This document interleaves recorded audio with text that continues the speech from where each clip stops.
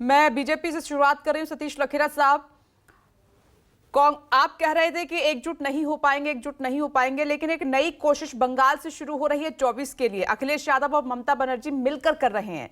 अभी अखिलेश यादव ममता दीदी से मिल रहे हैं और दीदी अगले हफ्ते खबर यह है कि नवीन पटनायक से भी मिल रही हैं। तो कांग्रेस से अलग होकर गैर कांग्रेसी मोर्चा बन रहा है, इसको बीजेपी कैसे देख रही है?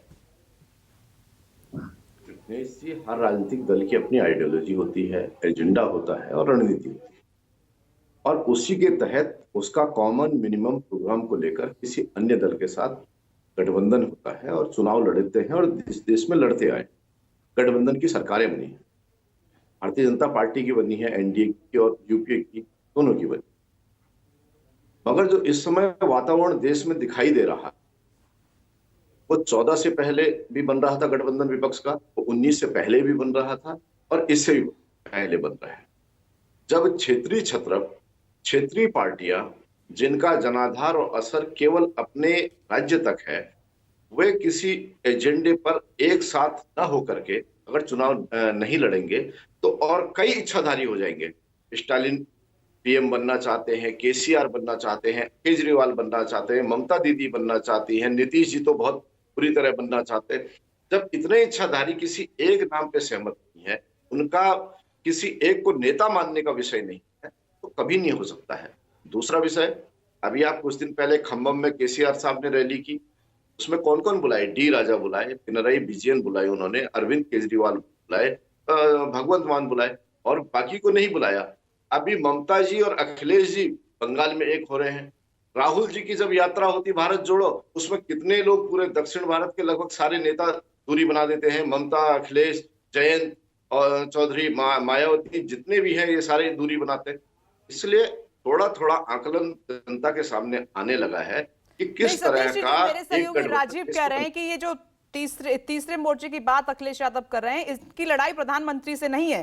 प्रधानमंत्री कौन बनेगा बाद में तय हो जाएगा, बीजेपी से है इनकी लड़ाई कि बीजेपी को कैसे हराना है 24 में, उसकी तैयारी हो रही है। पहले ममता बनर्जी तो पहले घोषणा कर चुकी है कि हम अकेले चुनाव लड़ेंगे, पहले उन्होंने बोल दिया है।